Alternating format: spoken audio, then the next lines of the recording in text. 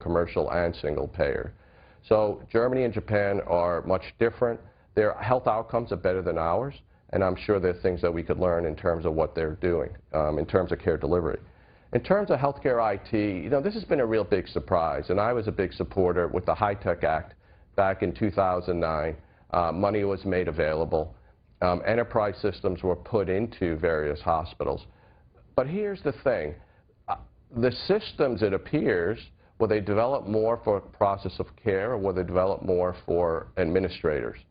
And it seems it has a significant administrative function. A lot of physicians do not like them. They believe that it takes them longer to not only input the data, but to review the chart. Also, the thought was that there would be huge cost savings that occur, but it seems like there's a certain amount of upcoding that's occurring in this regard to increase reimbursement, you know, potentially to the hospital in that regard. The part about communications, the broader issue, what the Act should have mandated back in 2009 or 10 was open architecture. And what that would have done is allowed the easy exchange of information across hospitals, across physician groups and the like. But again, from a capitalism standpoint, from a competitive standpoint, I'm not sure that's what the various vendors want. You know, you keep it proprietary, it's yours, and if it's an open system, obviously there's information liquidity and differentiation disappears. David Gruber is our guest. I rise today to address comprehensive immigration reform and to talk specifically about the Hoeven-Corker Amendment. The focus of the Hoeven-Corker Amendment is to secure the border. With Senator Corker, myself, and the 11 Republican co-sponsors on the bill and our 4 Democrat co-sponsors on the bill, bipartisan legislation, this is all about securing the border first. It was a first step for comprehensive immigration reform. That's what we're seeking to do. And so I come to the Senate floor today to address some of the misperceptions that have already been circulating about our legislation. Throughout the weekend, some of the pundits and others have put out information that's incorrect in regard to the Hoeven-Corker Amendment to the new immigration bill. And so, as the old saying goes, people are certainly entitled to their opinions, and we respect all opinions, but they're not entitled to their own facts. And so I want to separate some of the myth or misperceptions from the facts in regard to our amendment. And let me say at the outset, we welcome the debate, and we welcome the opportunity to provide information.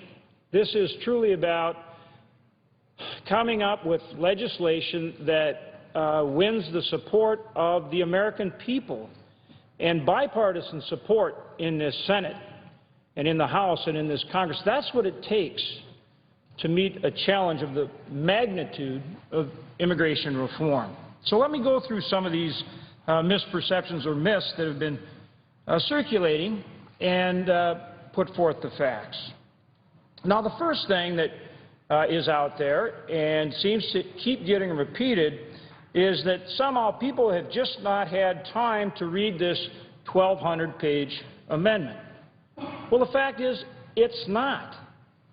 It is about 120 pages of new amendment that we're adding to the underlying bill. So yes, all told it's 1,200 because 1,100 pages is the existing bill which we're adding our 120 pages to. Now, so the underlying bill, that 1,100 pages, has been out there, I think, since May for people to read. And the roughly 120 pages right here, this is it. This is the new material, 120 pages. This is what we're adding, 120 pages, which I think somebody could read in a very short amount of time.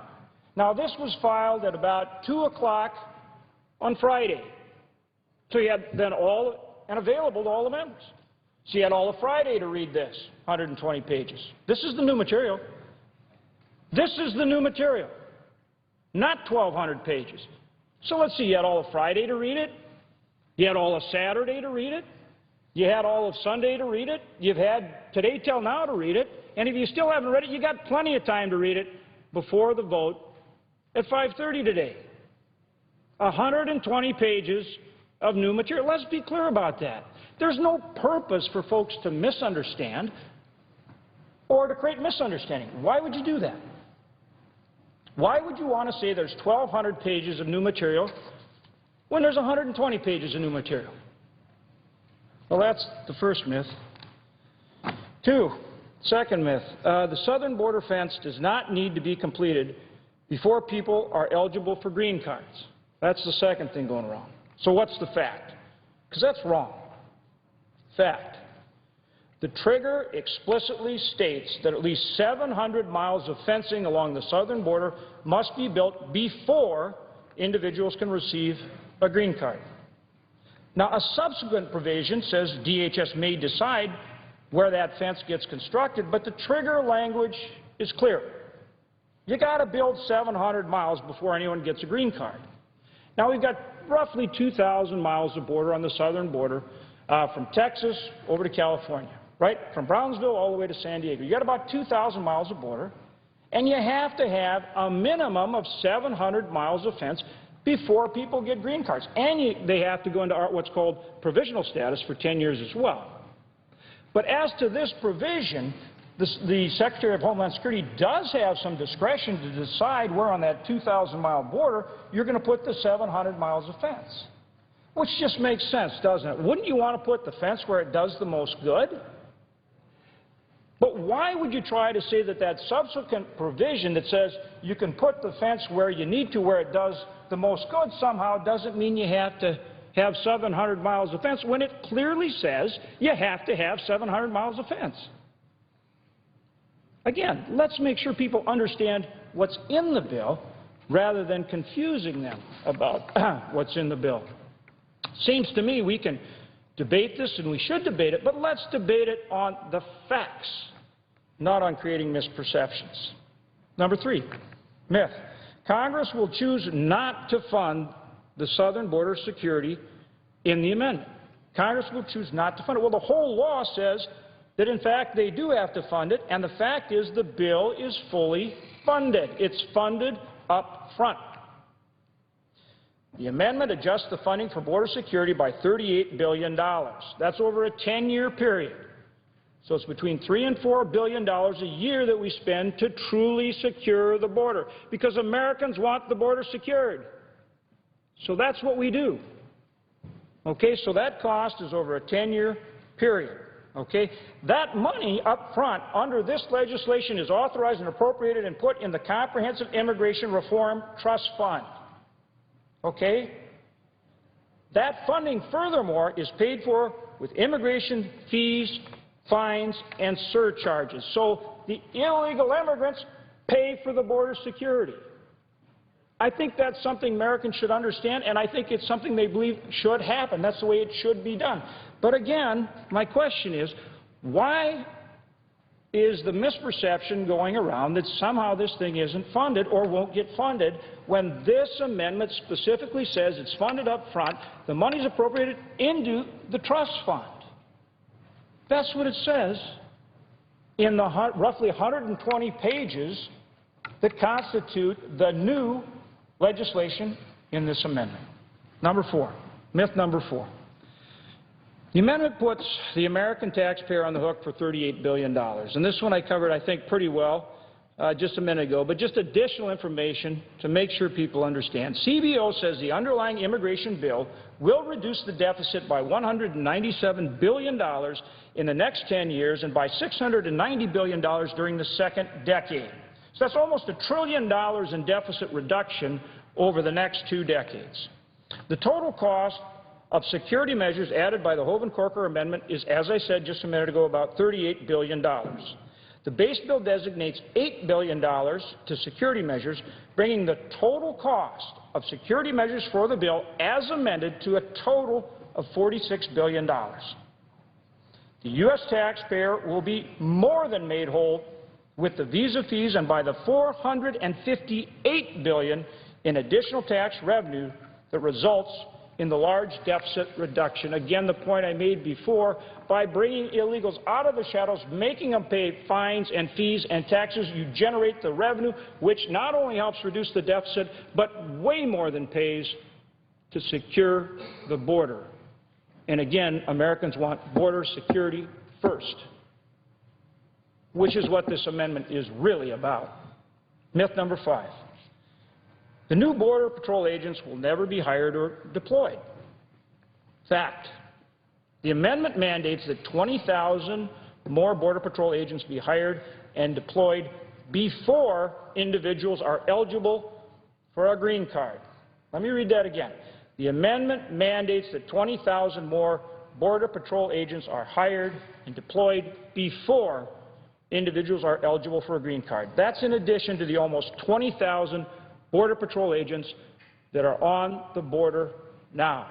That's a total of 40,000 Border Patrol agents on the border. I've heard some of our members talk about how they want 40,000 Border Patrol agents on the border. That's what this does. And it requires that it be done before green cards. All right, myth number 6. Section 2302 says if you overstay your visa in the future, you can still apply for a green card and become a citizen. Fact. That's just plain false. If a person overstays their visa, a removal proceeding must be initiated unless they are in a special legal status because they cannot return to their country due to conditions such as an environmental disaster or a humanitarian crisis. Number 7, myth. The amendment is only about border and it does nothing to address the visa overstay issue. Fact. Visa overstays currently account for 40% of those unlawfully present in our country. This is an important issue, 40%. But the underlying bill improves the identification of overstays through a fully implemented entry-exit system. Our amendment goes a step further by mandating the initiation of removal proceedings for at least 90% of visa overstays, holding DHS accountable. The amendment also requires extensive reporting to Congress every 6 months to facilitate oversight of this important overstay issue. And number 8, myth. The 20,000 additional Border Patrol agents won't begin to be deployed until 2017. Fact. Under Hoeven-Corker, the Border Patrol must deploy 20,000 additional agents before registered provisional immigrants can obtain a green card. The only reference in the bill to the year 2017 as it relates to the deployment of border security resources is to a mandate on DHS that says the 3,500 Customs and Border Protection officers assigned to points of entry must be hired by 2013, must be in place. This is a positive provision that will ensure additional Customs and Border Protection officers are in place as quickly as possible and in no way delays the deployment of the additional 20,000 Border Patrol agents. Now, there are other misperceptions circulating regarding the legislation, and that's why Senator Corker and I put out a fact sheet to rebut them.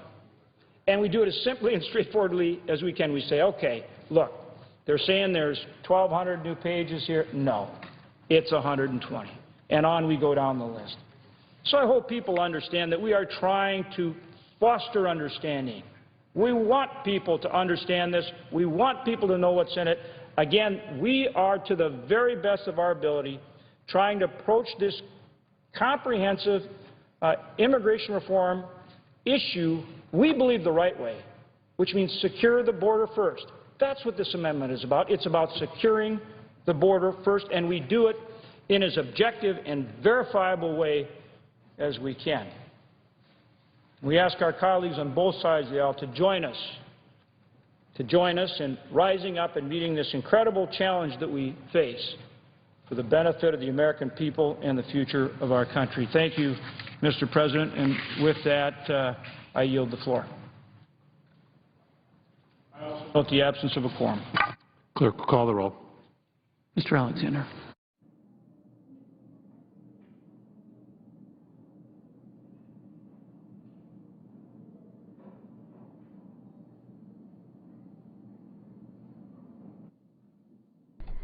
Senator Hoeven is one of the original co-authors of the border search amendment that ties the permanent legal status created in the bill for illegal immigrants to border security.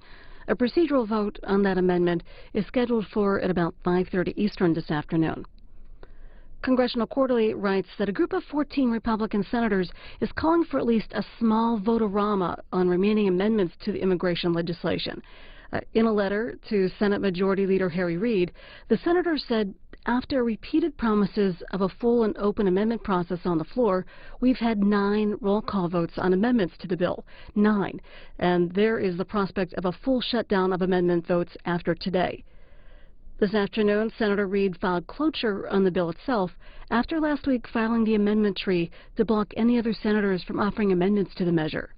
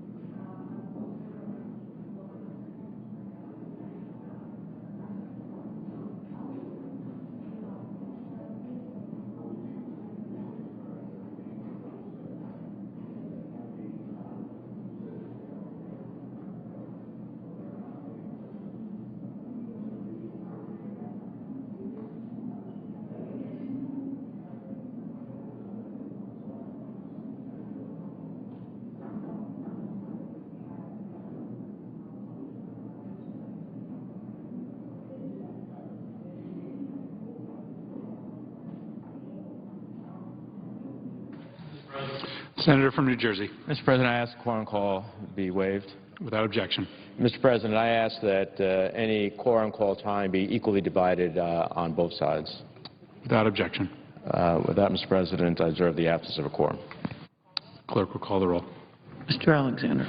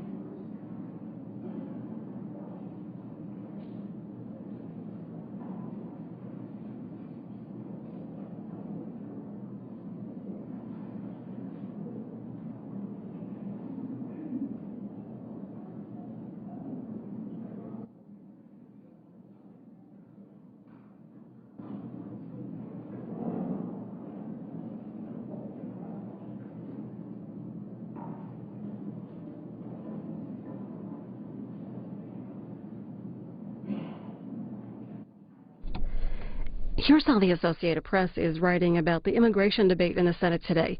The Senate headed for a crucial test vote on White House-backed immigration legislation offering the prize of U.S. citizenship to millions and pouring new technology and manpower into the border. Ahead of the vote, set for early evening, around a dozen Republican lawmakers had indicated support, setting up a solid bipartisan margin for victory, within reach of the 70 votes supporters are hoping for when the bill comes to a final vote at the end of this week. No defections have been suggested so far among the 54 votes controlled by the Democrats. That in the Associated Press.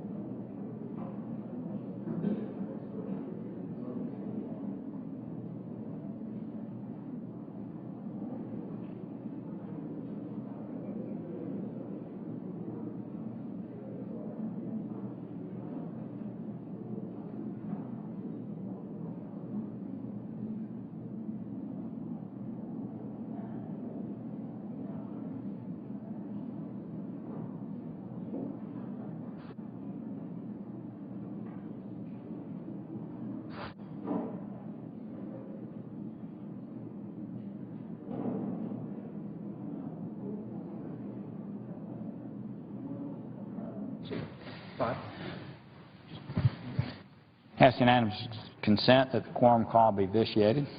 Without objection, Senator from Tennessee is recognized. Mr. President, I'd like to speak on the amendment at hand, and my understanding is Senator Leahy has allowed me to use some of his time. Without objection.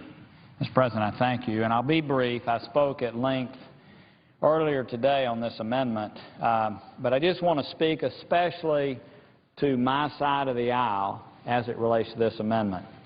There's a lot of confusion over what's happening tonight, and I just want to make sure that everybody understands. Number one, we have a cloture vote this evening on the amendment. It's a border security amendment. It is not the cloture vote on the bill.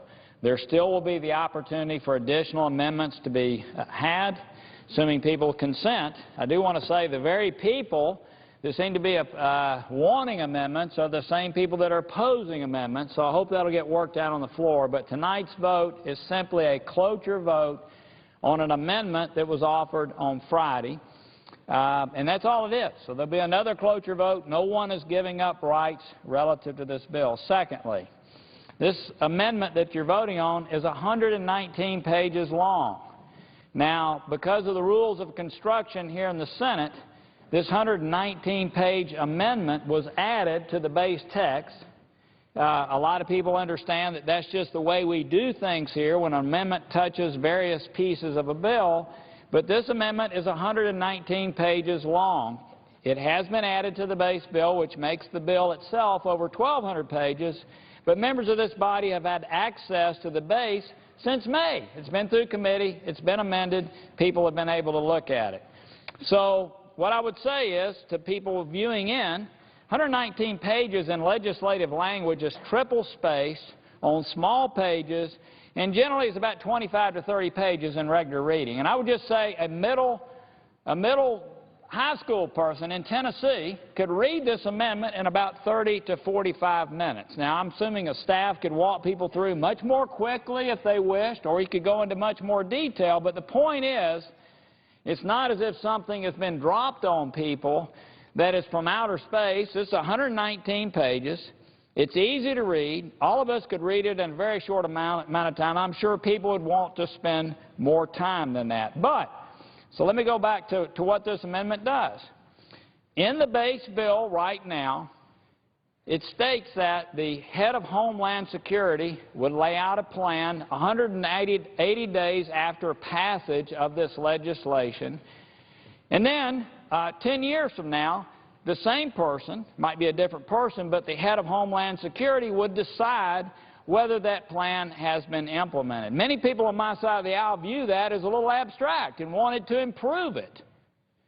And so there have been numbers of measures offered on the floor. I've voted for almost every single one of them to strengthen the border. It's been something that Republicans have championed for years. So what this amendment does is it would take away that base language, just saying that the Secretary of Homeland Security would make a plan and decide, and it would put in place 5 very important measures. The first would be deploying, training 20,000 Border Patrol agents. That's doubling the number of Border Patrol agents we have in the country, something Republicans have wanted for a long time.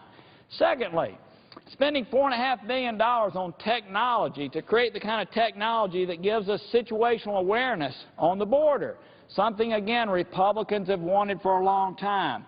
It adds 350 miles of fencing to the 350 miles we now have, creating 700 miles. We've had amendments to that effect that almost every Republican voted for.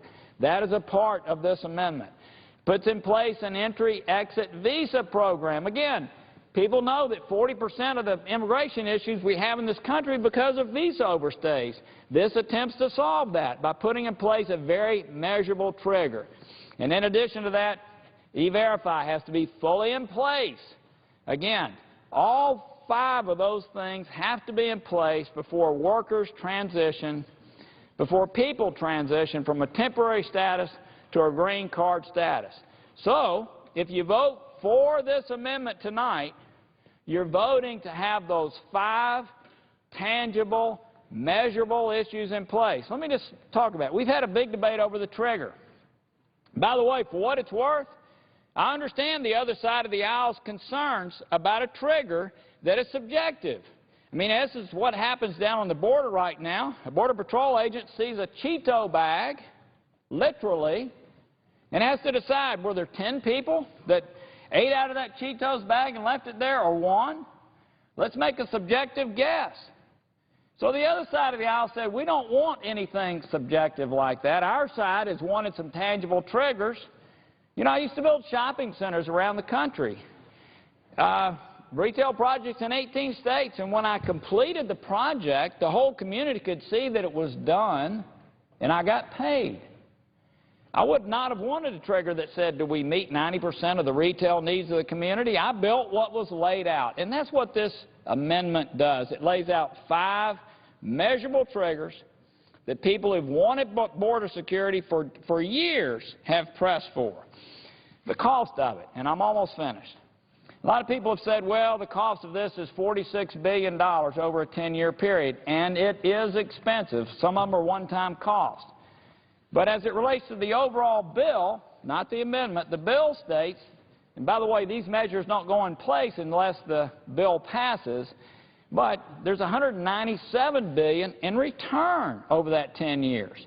Now, I want to say to everybody in this body, I have never had the opportunity as a United States Senator, I've been here 6.5 years, to potentially be in a place to vote for something that spends $46 billion over 10 years and generates $197 billion back to the Treasury over 10 years without raising anybody's taxes. I have never had that opportunity.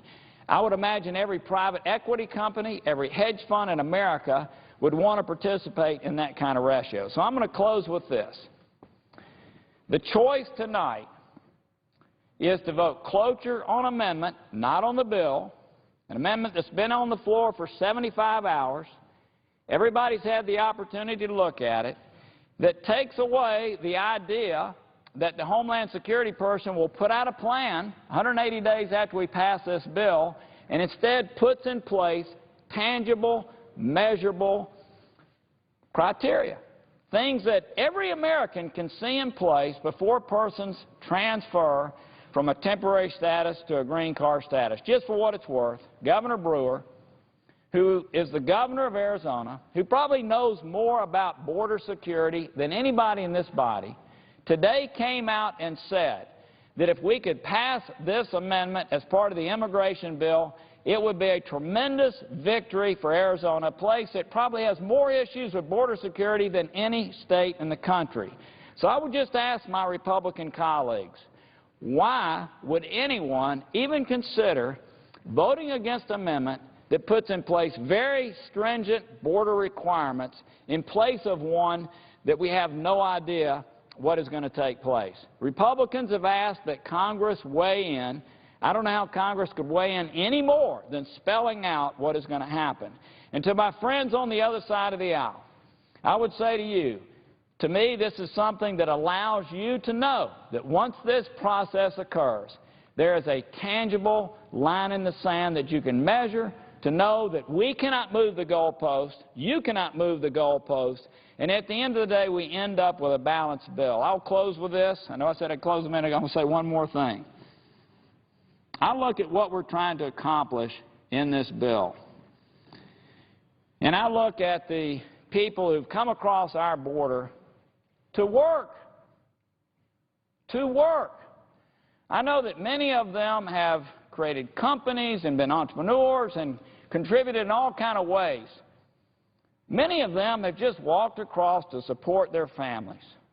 They raise our kids in many cases. They pick our crops. They serve us in restaurants. They build our homes. They build our buildings. They do many other things.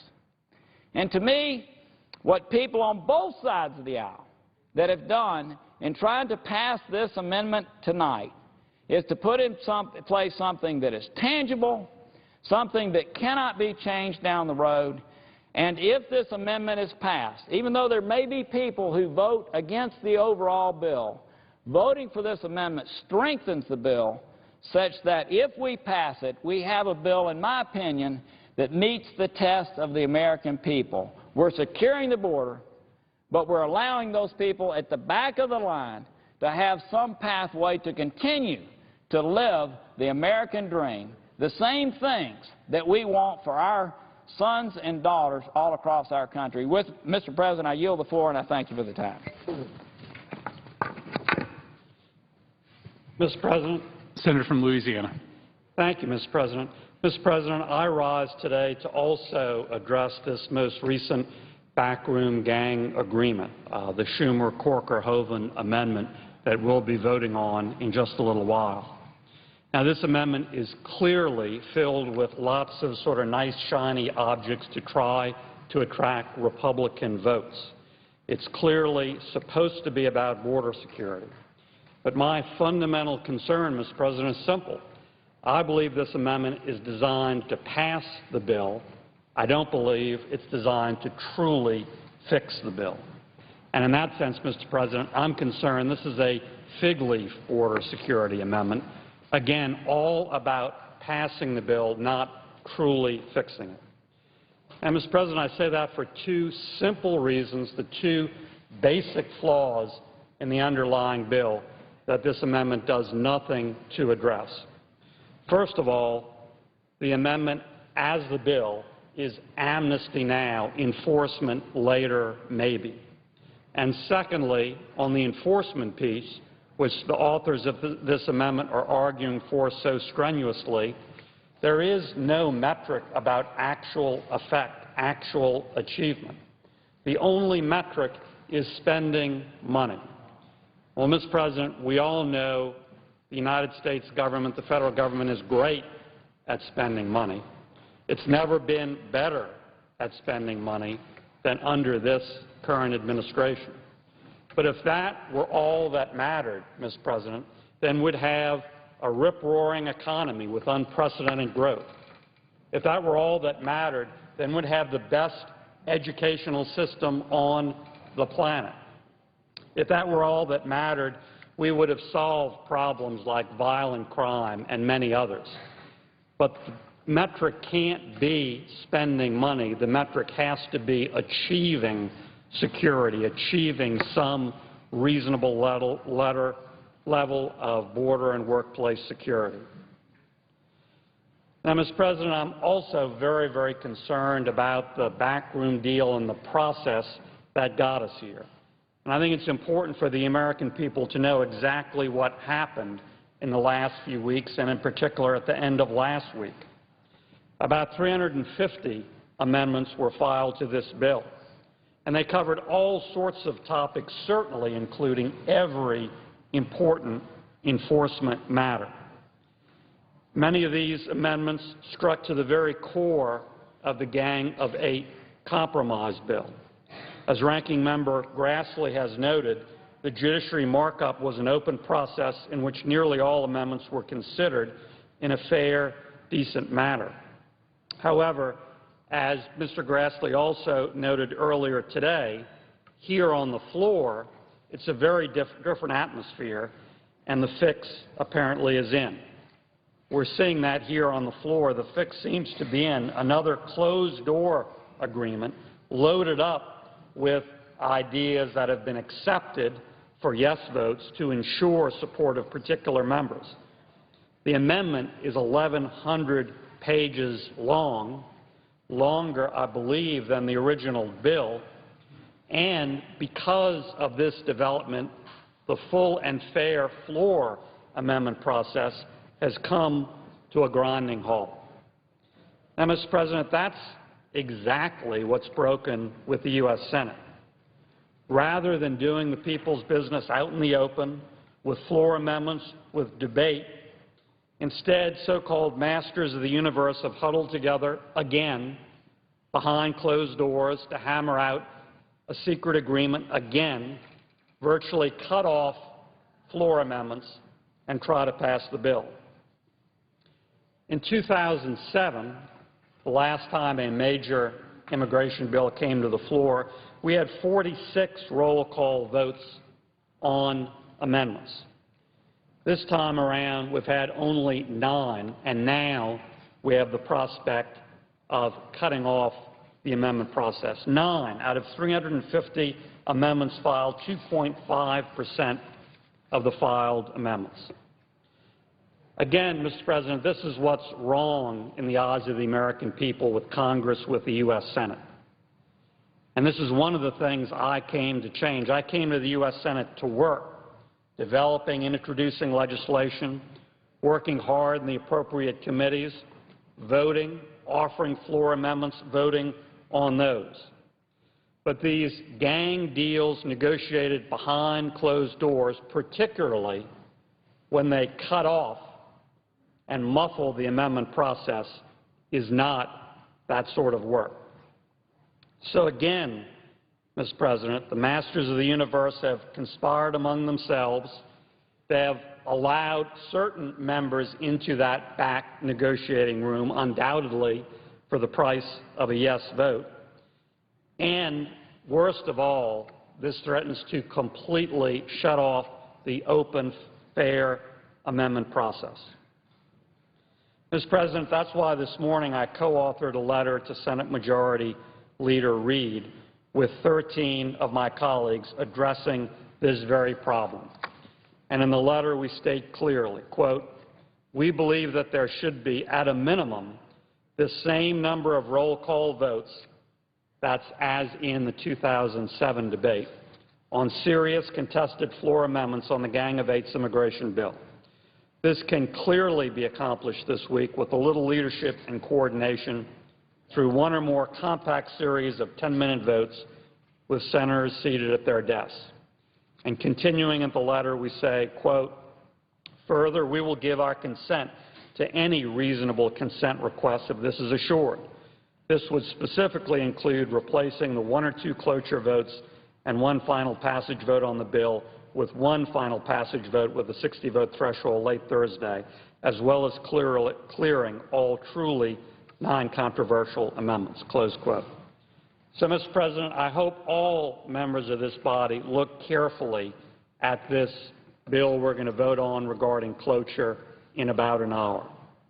I hope all of us look hard at the details and recognize that it does not change the core fundamental flaws of the underlying bill. Still, as in the underlying bill, the amnesty is first, virtually immediately. The enforcement is later, maybe. And as in the underlying bill, there is no true metric of effectiveness, of enforcement bearing fruit. There's simply the metric of spending money, which the federal government can do very effectively. Surely, any federal government, particularly under the Obama administration, will pass that test with flying colors. The American people don't want amnesty first. They want enforcement first. And the American people don't have as a test of enforcement spending money. They have the same test that they have for important issues and challenges around their kitchen table and at their place of small business. Results. Actual results. We should use those same tests. We should use that same approach. The American people get it. Why can't we? And the American people also get the very, very closed, backroom deal nature of the process that's going on here. They want us to work. They want us to debate. They want us to propose. They want us to vote here out in the open, not certain masters of the universe coming up with gang deals outside of here and then shutting down a full, open, free amendment process. It's not too late, Mr. President. It's not too late to look clearly at this amendment vote no. It's not too late to have an open amendment process here on the floor this week. And I urge all of my colleagues, Democrats and Republicans, to do just that. With that, Mr. President, I yield back the floor.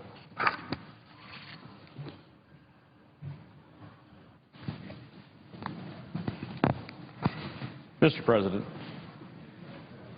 Senator from New Jersey. Mr. President, I want to make some observations here. I know that several of my other colleagues will continue to pursue their views on the floor, but you know, I didn't really intend when I was asked to sit in for Senator Leahy for a while to say anything, but you know, just some things cannot go unresponded to. Heard a lot about the 2007 bill,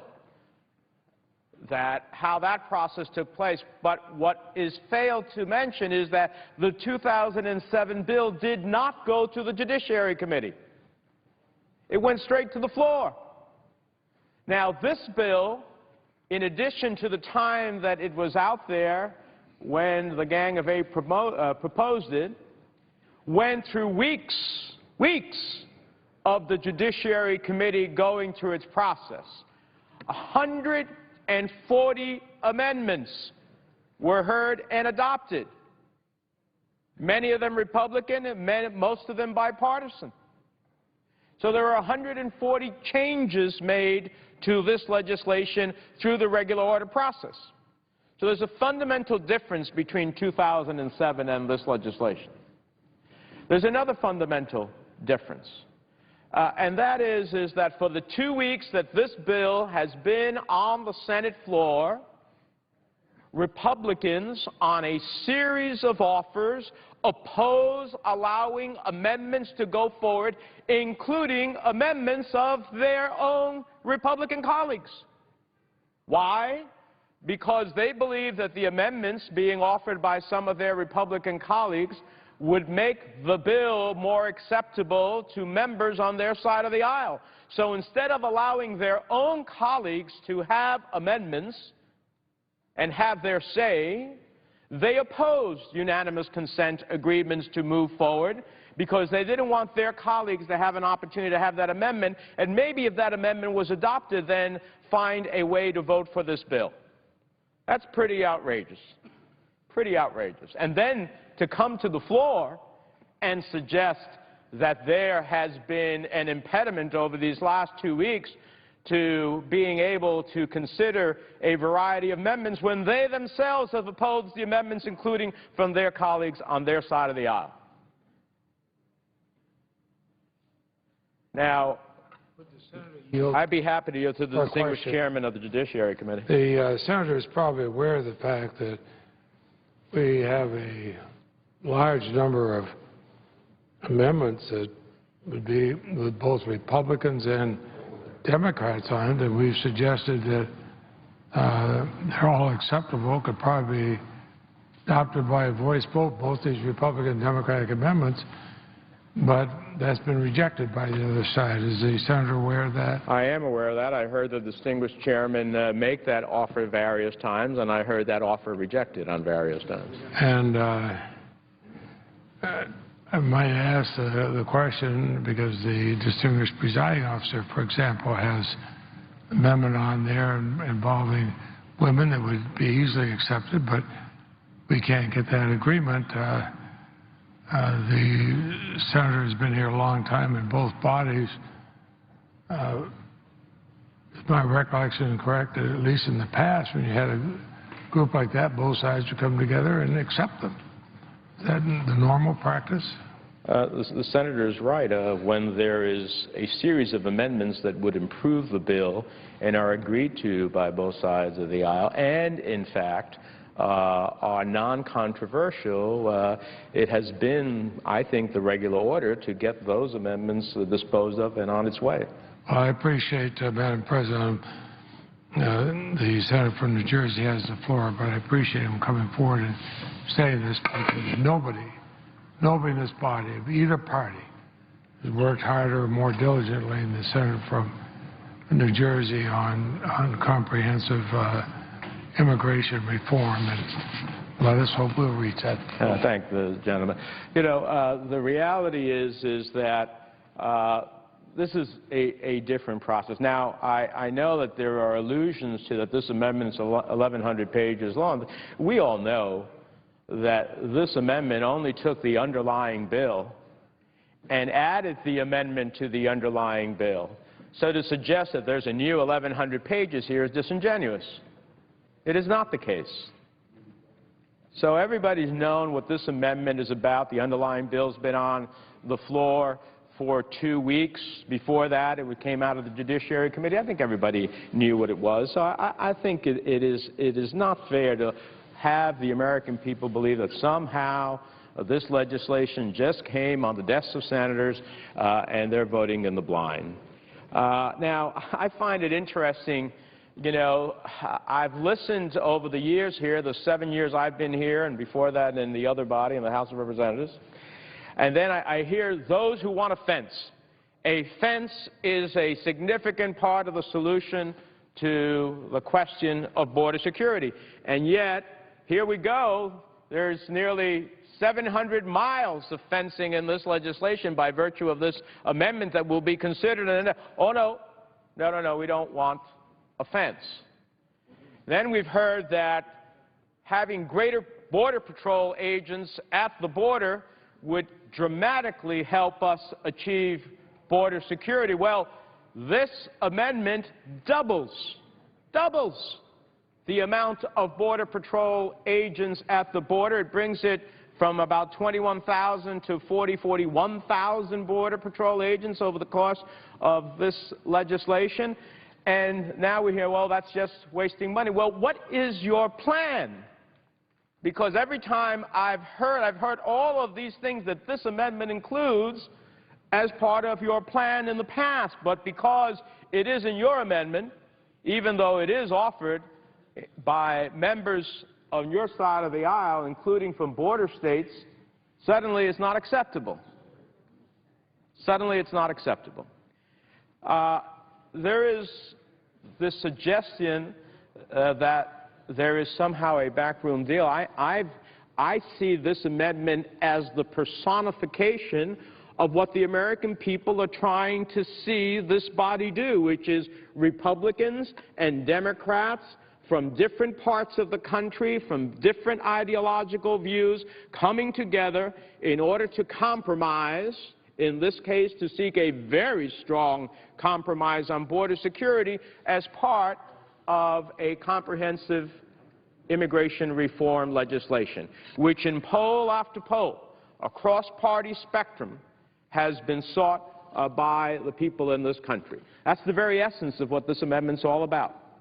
So if you bemoan the lack of bipartisanship, then you shouldn't be bemoaning this amendment, because this amendment is, in fact, the essence of that bipartisanship and moves us in a direction on border security that I really don't believe has existed in any legislative proposal that has come before the Senate. It's an incredible movement towards border security, and it becomes one of several triggers, and what we mean by a trigger, a condition precedent. Now, we believe these condition precedents can be met, because at the end of the day, we want to achieve greater security for our country, both at the border and in entrance-exit visa issues and in interior enforcement issues and in workplace verification by the E-Verify system. All of these elements are in the legislation, all of them.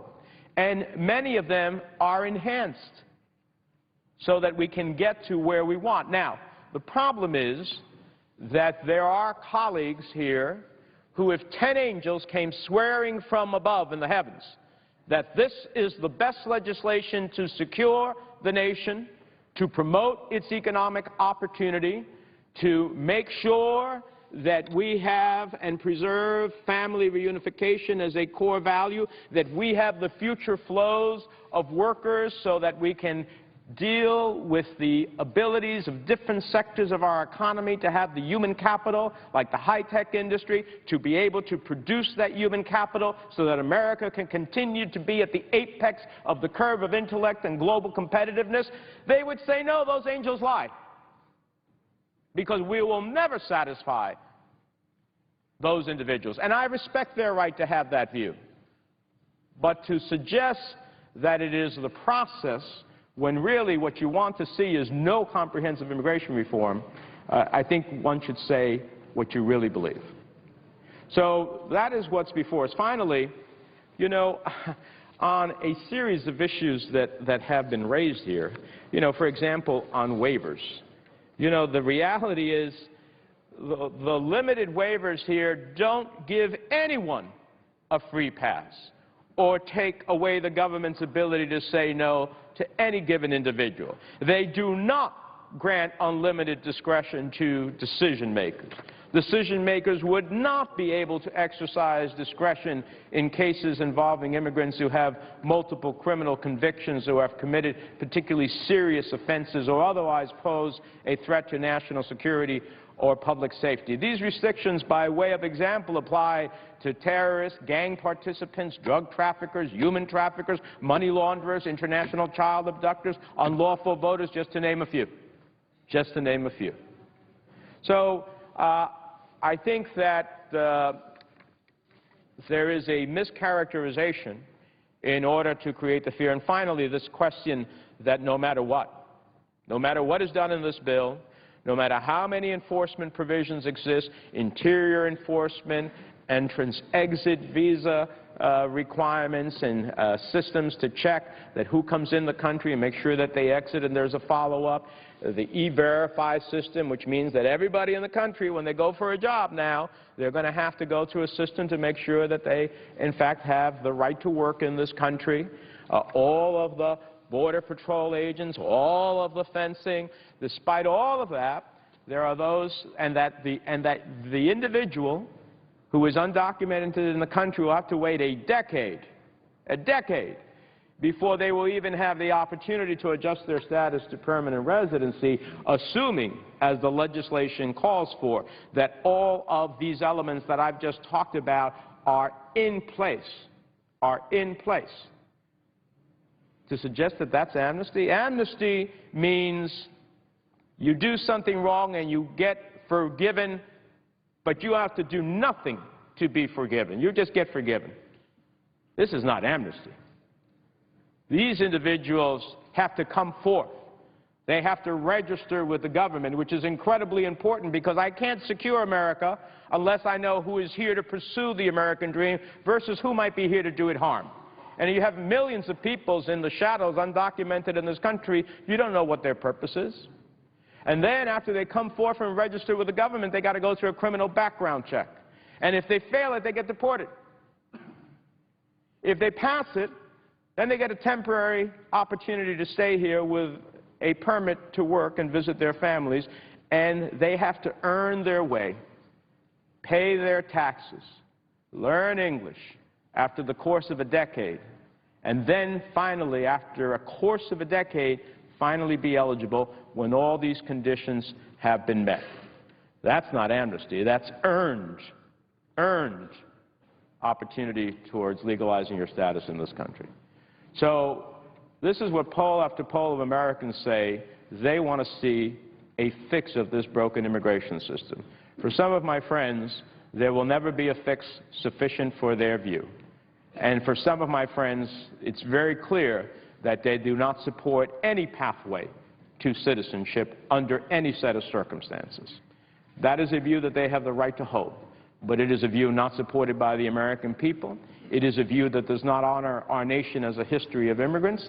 It is a view that has created enormous problems in Europe because immigrants in those respective countries never find a way to earn their way to become a citizen of that country, and you see the unrest in those countries. We don't want that here in America. I intend to vote for the cloture for the bipartisan amendment.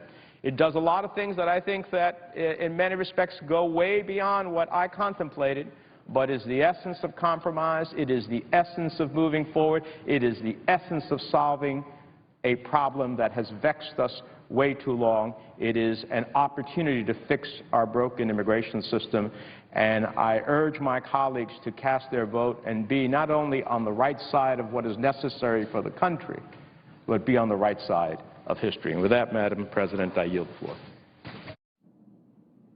Madam President. Republican Whip. Madam President, there is a matter of fairness when it comes to offering suggestions to amend legislation that's on the floor. And under the ordinary practices and procedures of the United States Senate, the majority and the minority have an opportunity to offer amendments to modify the underlying bill. But on a subject as important and as fundamental to who we are as a country and to our country's future as immigration reform, there have been 9 amendments voted on this bill in the last 2 weeks. 9 amendments. To listen to our colleagues in the majority who are happy with the underlying bill because they wrote it, they would act like we've had a fulsome opportunity to offer amendments. But we have been willing to have votes so long as we get votes on our amendments. It's not just the majority that has the opportunity to modify the underlying legislation and to debate it. The minority has rights too. And our side wants a right to choose our own amendments, not to have the majority leader choose which of our amendments he's going to deign to allow debate and votes on. That's not democracy. That's not the United States Senate. That's a dictatorship. We will not allow the majority to tell us which of our amendments will be allowed to be considered. We can have votes on any amendments the other side wants a vote on. We're ready, and we have been all along. So it's not true to say that the minority has been blocking amendments to this bill. That makes no sense whatsoever. The majority got to write the bill. So the minority has got all the incentives to offer amendments. So why in the world would we block our own amendments but for the fact that the majority leader wants to choose which of those amendments he will somehow allow us to offer? It makes no sense whatsoever. Madam President, I've heard some suggest that this is a minor vote we're going to have at 5:30, that there's just minor modifications to the underlying bill. This is the amendment we will vote on. It was released, I believe, late Friday evening, that we have been poring over line by detail ever since. This is not a minor matter. This is a serious amendment. The Schumer, Corker-Hoeven amendment that makes enormous changes in the underlying bill. And I want to talk about some of those. Now, back when this underlying bill was proffered, the framework for it was proffered by the so-called Gang of Eight, Senator Durbin, the distinguished majority whip from Illinois, said in January 2013, a pathway to citizenship needs to be contingent upon securing the border. That was the bipartisan framework for comprehensive immigration reform, January 2013. 6 months later, we find a different story. He said the gang has delinked the pathway to citizenship from border enforcement. He was quoted in the National Journal on June the 11th, 2013. He's not suggested since that time that that was taken out of context or a misquote. But what it demonstrates is how far we've come from what was promised 6 months ago and what is now being delivered. You know, I believe that the American people are enormously generous and compassionate. And there are circumstances under which the majority of Americans would say, we believe that people who have entered our country without complying with our immigration laws or who have entered legally and overstayed, the so-called visa overstays, we believe that they should get a second chance. But not by demanding a pathway to citizenship and delinking it from border security and other important measures that will make sure that we don't repeat the mistakes of 1986. When Ronald Reagan signed an amnesty for 3 million people, the American people were told this will never happen again because we're going to enforce the law this time. Well, it didn't happen, and the American people are justifiably skeptical as to whether it will happen again, particularly when this sort of sleight of hand takes place, where you're told in January the pathway to citizenship is contingent upon securing the border, only to find out 6 months later that it has been delinked. Well, if Congress can't keep a 6-month-old promise, it's not going to be able to keep any of the other promises contained in this amendment. Well, for starters, this underlying bill relies upon the same sort of budgetary gimmicks that were used to pass the Affordable Care Act, now known colloquially as Obamacare. We've been told that in the underlying bill that it reduces the federal deficit by $197 billion over 10 years. I've even heard some of my Republican colleagues cite that as if this was somehow free money. Hey, we can spend this money because the underlying bill reduces the federal deficit by $197 billion. But the Congressional Budget Office, Madam President, has pointed out that the only way you can view that as sort of free money which is an oxymoron if there ever was one, is by double counting the $211 billion in off-budget revenue that will be needed to fund Social Security. Social Security for the newly legalized immigrants. In other words, this is money they're going to pay in to Social Security that they're eventually going to take out. And to act like you can use it to pay their Social Security benefits and at the same time use it to fund this bill is double counting. That's a budget gimmick. That's the same sort of gimmickry that's gotten us in $17 trillion in debt, and it's perpetuated under this bill.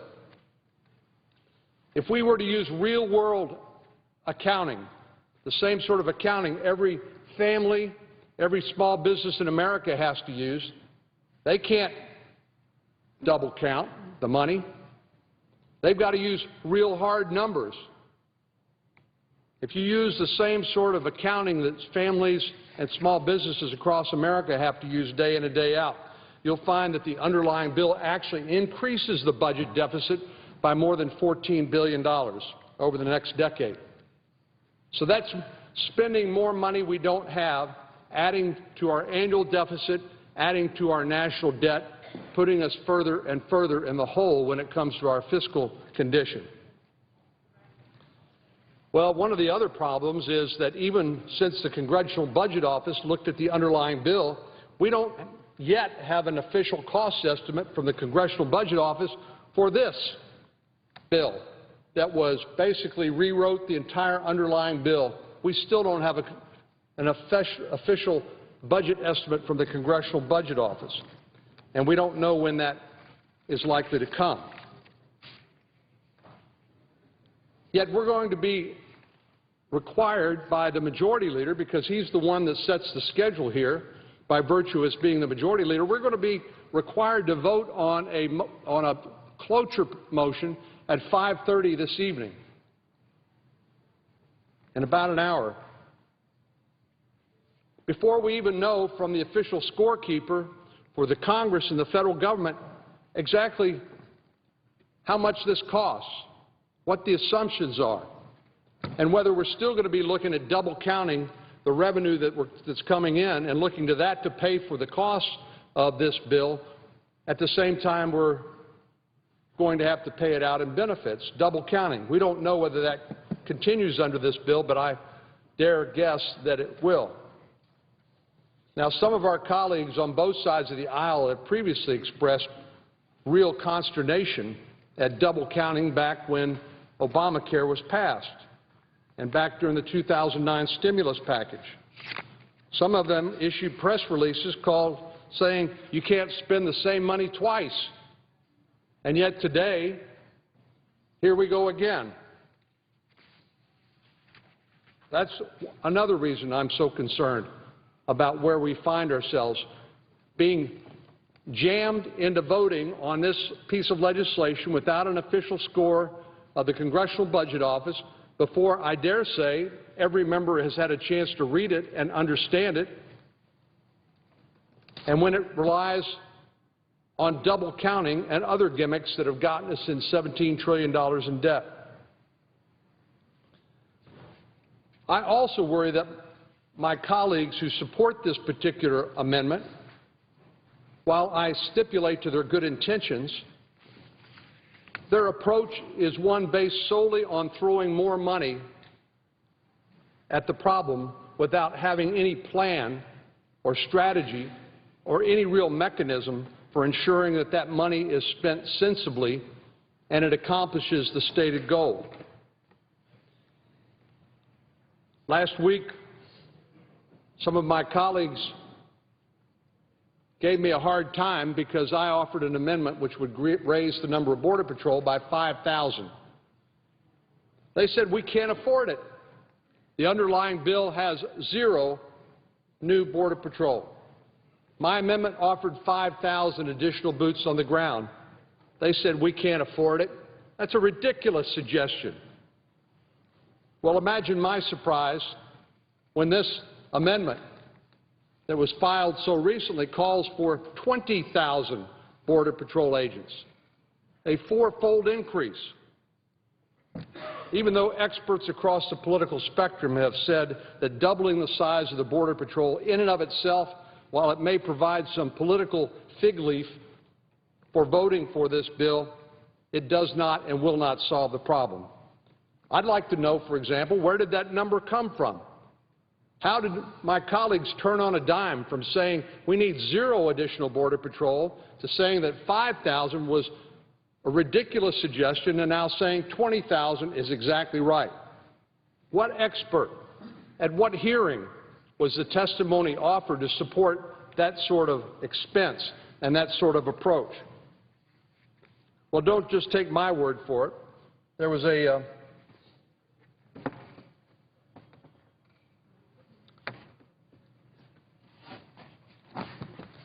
story in the Arizona Republic dated June the 22nd, quoting a number of experts on immigration and border security.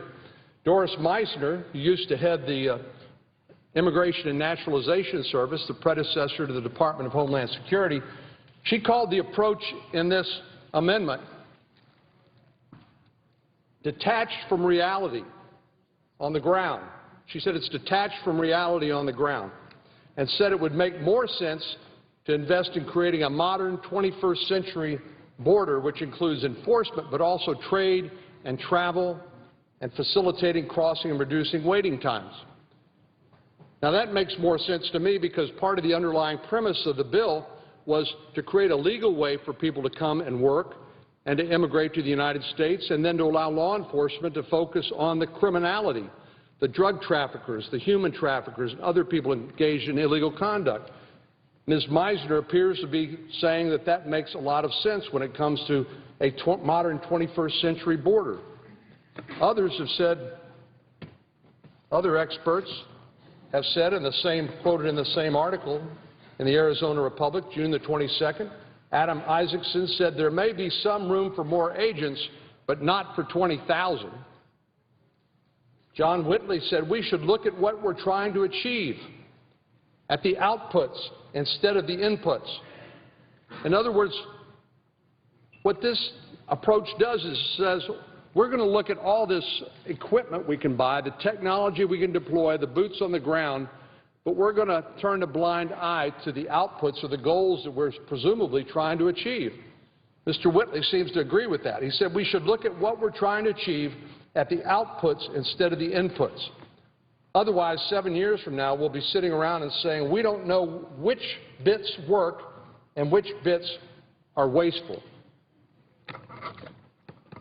I know some of our distinguished colleagues on the other side of the aisle, Senator Leahy, for example, who's managing the bill for the majority, chairman of the Judiciary Committee. He said it looks like a laundry list for defense contractors. I think I'm paraphrasing correctly. But he said if that's what it's going to take to get them to vote for the bill, then I'm for it. I'm going to support it. But once again, the underlying bill puts symbolism over substance, and they're hoping the American people won't notice.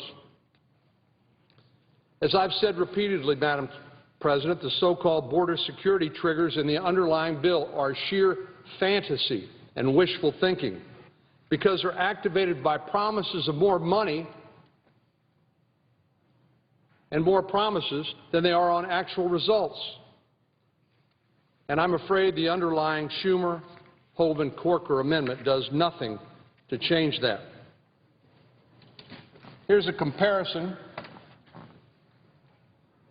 of the approach under the underlying Gang of Eight proposal, the Corker-Hoeven Schumer amendment, and an amendment that I offered last week, which was tabled. So all of them, in the first two, we have a question of is operational control of the required? In the Gang of Eight bill, no. This amendment, there is no requirement. Under the amendment I offered last week, you would not be able to transition from probationary status to legal permanent residency until it happened. That's not to punish anybody, but what it does is it realigns all the incentives for everybody involved in this discussion, whether Democrat or Republican, independent, whether you're conservative, a liberal, or whatever. it would have realigned all the incentives to make sure that we would have hit this target of operational control of the border. 100% situational awareness required, neither under the Gang of Eight bill, under this amendment. They would have been in the amendment that I offered last week. A biometric exit trigger, none under the Gang of Eight bill, none under this amendment. You know, here's perhaps one of the best and most obvious reasons why people don't trust promises of future performance when it comes to Congress. Because 17 years ago, Bill Clinton signed into law a requirement for a biometric entry-exit system. Now, biometric's a big word. Could mean just fingerprints, could mean an iris scan or facial recognition, but something you can't cheat on because it depends on a bodily characteristic that's immutable and cannot be changed, like your fingerprints. 17 years ago, President Clinton signed into law, Congress passed a biometric entry-exit requirement, and it still hasn't been implemented. And while people think mainly that illegal immigration is caused by people entering the country across our borders, like the 1,200-mile Texas-Mexico border, the fact of the matter is 40% of illegal immigration occurs because people come in legally and overstay their visa, and they simply melt into the great American landscape. And unless they commit a crime or otherwise come in contact with law enforcement, we never find them again. Well, here's the other problem in the underlying bill. The very same official, Janet Napolitano, the Secretary of the Department of Homeland Security, even if these requirements were required results rather than promises of performance, unfortunately, under the underlying bill and now again in this amendment we're going to vote on at 5:30 today, she has the unilateral discretion and authority to waive all those requirements. This is the same person who said the border is secure, even though the General Accounting Office said in 2011 only 45% of the border was under operational control. She may well be the only person in America who believes the border is under control, because it demonstrably is not. And yet she's given the authority to waive these requirements in this amendment we will vote on at 5:30. And then there's this. Under this underlying bill, you can beat your spouse or your partner. You can drive drunk and threaten the life and livelihood of American citizens, and you can still qualify for RPI status and get on a pathway to citizenship. As a matter of fact, under this underlying bill, you can actually have already been deported and commit a misdemeanor and still be eligible to re-enter the country and become a beneficiary of RPI status and eventually on a pathway to citizenship. Now that's a terrible mistake. I don't know anybody who believes that we ought to be taking people who've shown such contempt for the rule of law and the health and safety and welfare of the American people and saying, you know what, we're going to, in the generosity of our hearts, we're going to give you one of the greatest gifts anybody could ever get, and that is an opportunity to become an American citizen. Well, I would hope that most of us in this chamber would agree that immigrants with multiple drunk driving or domestic violence convictions should never be eligible for legalization, especially after they've already been deported. And yet the underlying bill, the so-called Gang of Eight bill, and the Schumer-Hoeven-Corker amendment grant immediate legal status to criminals, including those already deported, as I said, and including those people who've committed domestic violence, even with a deadly weapon. I still can't quite get my mind around that, but it is true. Now, our standards when it comes to granting legal status to people who've come into our country in violation of our immigration laws and who come in legally and overstayed, they should be crystal clear. We should differentiate between people who have made a mistake and are willing to pay for it, pay a fine, be put on probation and successfully complete that probation.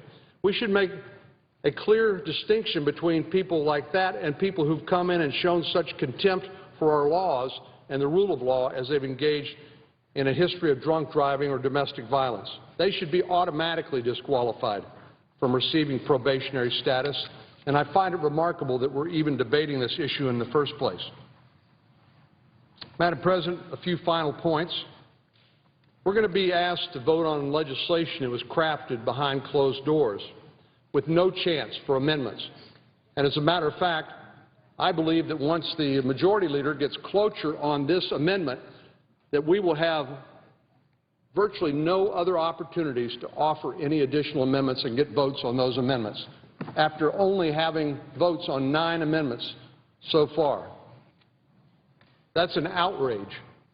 We're going to be asked to vote on legislation filled with special interest goodies, with earmarks and pet spending projects, and we still don't have an official cost estimate by the Congressional Budget Office. We're being asked to vote for legislation that will continue the three-decade pattern of broken promises on border security. In short, we're being asked to vote for more of the same. Now, I know my good friend from Tennessee, for example, Senator Corker, who's been one of the best new additions to the United States Senate. He's got remarkable knowledge and experience and great enthusiasm. And he asked me, he said, well, what more do you want than 20,000 Border Patrol agents and a commitment to spend all these billions of dollars on new equipment? What more could you possibly want? And my answer to that is, well, we'd like to know that the promises we're making in terms of border security, interior enforcement, and visa overstays are going to be kept. Because otherwise, all we will have is 11 million people granted probationary status with the potential eventually to earn legal permanent residency and American citizenship. And those people who might be willing to consider that sort of arrangement if they had a guarantee that we would not be back here doing this same thing again in 5 years or 10 years are going to have nothing but a bunch of broken promises to show for it. For me, it's a very sad episode in a very important Senate debate that has huge ramifications for the future of our country. At the start of this debate, I had high hopes that the Gang of Eight were serious about keeping their promises and delivering real bipartisan immigration reform that could pass the House of Representatives. But now I see that it's just the same old Beltway song and dance. What a shame. What a lost opportunity that is. Now I believe that all eyes and the attention will turn to the House of Representatives, where I hope the House of Representatives will take a more careful, step-by-step approach in addressing our broken immigration system. And my hope is that ultimately we get to a conference committee that will fix the underlying approach and problems in this amendment and in this bill, and will allow us to successfully address our broken immigration system that serves no one's best interest. I'm not one, Madam President, who believes that no should be the final answer when it comes to our broken immigration system. I actually believe we need to fix it. And we need an immigration system that reflects our values and reflects the needs of our growing economy in a globally competitive environment. But this bill is not it. The promises that are so readily made today, there'll be no way to enforce those promises in the future. Notwithstanding the best intentions of the people who offered this amendment, many of us won't be here 10 years from now. We know that no Congress can bind a future Congress, no president can bind a future president, and if we're depending for the next 3.5 years for Janet Napolitano, the Secretary of Homeland Security, and President Obama to enforce the mechanisms in this bill, I'm afraid we're going to be sorely disappointed. And what can we say? How can we possibly know what the next president and future Congresses will ultimately do? That's why it's so critical, if we're going to keep faith with the American people, that we have a mechanism in this bill which will force all of us across the political spectrum to do everything we possibly can to make sure those promises are kept. And it's not in this amendment. Madam President, I yield the floor. Madam President. Senator